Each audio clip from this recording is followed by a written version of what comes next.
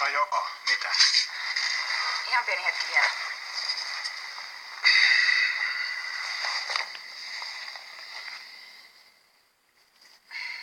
Noniin. Katsotaan sitten. Anna tulla vaan.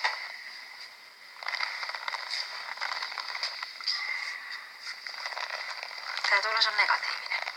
Ei hiviä. Ei hyviä. Onko se nyt ihan varma? Tää on täysin varma.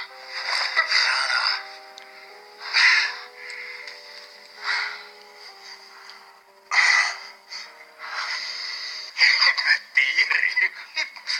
Mä vien sut pihville, pizzalle, ihan minne vaan, tätä pakkojuhli. No ehkä joku toinen kertoo. Mitä kertoo Heidille? Totta kai tyttöystävälle täytyy tietysti kertoa ensin. Voisin kysyä yhtä juttua. Totta kai, kysy.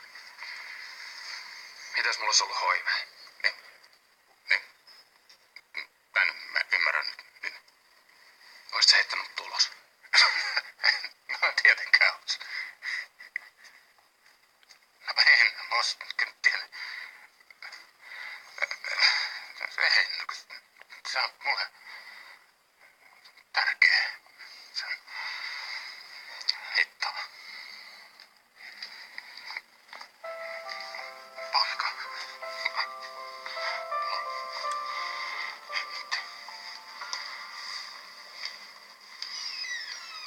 Puolesta.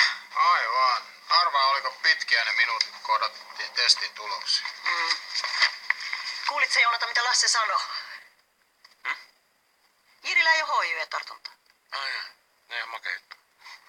Onks mä jotain huolia? Mun pitäisi maksaa tää korvausvaatimusten eka erä. Ja mulla ei ole yhtään rahaa. Paljon se on?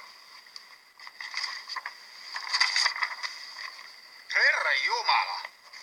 Miksi et sä varautunut tähän? Sulla on ollut vaikka kuinka paljon aikaa etsiä töitä. En mä nyt ajatellut, että se tulisi näin nopeasti.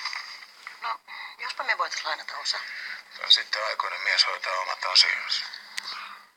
Hei, mutta Ismohan kävi täällä kotoa käsin hakemassa sua apuun kaupalle. Olisikohan sillä vielä sulle jotain hommia? Ja se kun lupas soitella, mutta ei sitten kuulunut mitään. Mä ajattelin, että mä käyn juttelemaan Ossin kanssa, jos pääsis vaikka salille töihin. No et varmaan mene sinne. Siellähän sun ongelmat alkoi.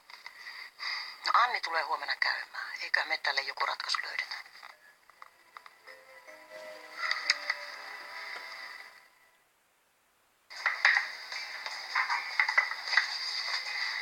Noniin, antaa tulla. Mitä? No kerro nyt. Mä oon terve kuin pukki. Oikeasti. No vihdoin jotain hyviäkin uutisia. Nyt pistää pulju kiinni ja lähdetään juhliin. No mitä sä haluat tehdä? No mitäs luulisit?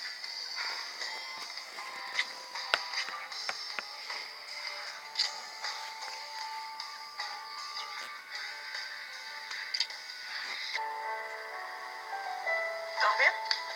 Joo, kyllä kiitos. Ja kiitti muuten aamiaiskutsusta. No eipä kestä. Tähän aamiaiseen onkin 2 syytä. Ensinnäkin minä ja Lasse halutaan pyytää anteeksi, että me hermostuttiin niistä typeristä nettihuhuista. No mä halusin vaan jo unohtaa koko jutun.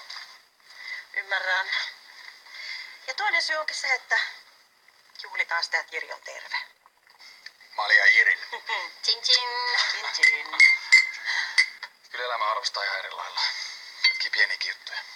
Se on hyvä, että vaikeuksista on jotain hyötyykin. Ne vois pikkuhiljaa alkaa loppuun. Ei, niitä on kyllä ollut enemmän kuin tarpeeksi viime aikoina. Joskus tuntuu, että vaikeudet vaan kasaantuu, mutta eikö sitä sanota niin, että pimeintä on just ennen aamunkoittoa?